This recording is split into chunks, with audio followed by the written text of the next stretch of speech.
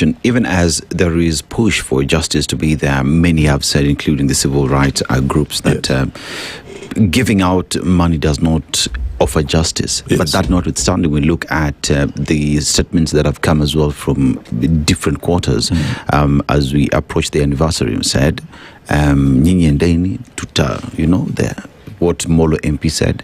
And these are statements that many ask, did we not learn? Have we not learned? The arrogance of this regime is totally sickening. Because when you listen to the victims, you listen to the families, they have not healed. They are still hurting.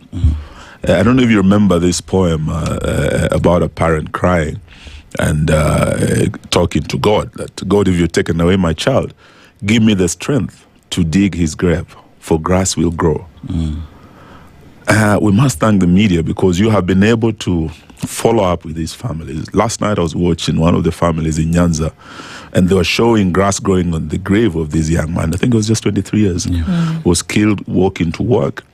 And the parents were saying, this 3 million cannot return our child. But the officer who shot this child with live bullets, I think they hit this young man with 5 bullets. They killed him.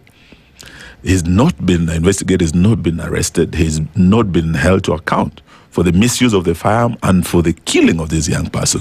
So you give me 3 million, what can I build a house? What can I do with 3 million? So really, you listen to the president speak. He was warning these young people about the 25th. The deputy president Kindiki giving a warning to the young people. The CS, Interior Murkomen, warning these young people.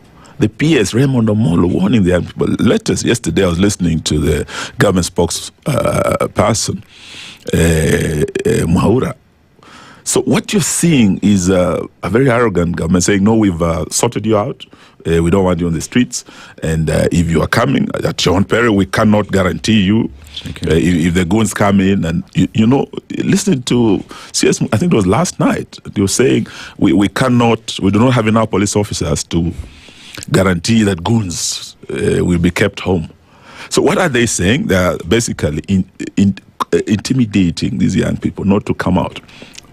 And they are saying, okay, if we allow you, you must be at your best behavior, you must do it this way or that way. Now, this is really the height of arrogance.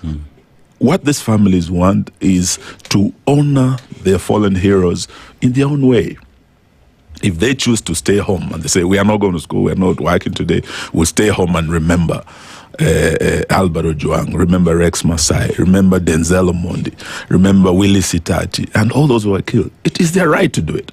If they choose to come out on the streets and march to Parliament to lay wreaths at the scene of crime where their comrades were killed, they have a right to do it. Under Article 37, it is not dependent on the generosity of the state. That freedom of expression, of protesting, is guaranteed by this constitution. It's not dependent on the generosity of the state. So listening to the talk and everything, you can see that intimidation coming through. But we as the opposition want to say this is still a youth-led event. They are going to remember their comrades. Let them do so in peace and let them do so in honor and with dignity. Last year, we were invited by some of them. I was with my brother Kalonzo Musyoka. We met them at the Holy Family Basilica. They had wreaths of flowers. So we marched from Holy Family Basilica to Parliament. But the amount of force that was used, Parliament was completely barricaded. If you looked at the barbed wire, you would have thought it was a maximum prison somewhere. Then the force they used in tear gassing, in shooting, in injuring these young people was uncalled for. It was a commemoration. Yeah. What happened? 62 fell on the 25th of June. Yes. Live bullets. You saw police going on one knee, aiming and shooting unarmed young Kenyans. On the day of commemoration, yesterday I had IPOA confirming the figures. 27 were killed again, going to remember and honor their heroes. Within a month, actually it was less than a month, because from 25th to the 7th of July, it's just like 2 weeks. 2 weeks. Another 38 were killed by police bullets.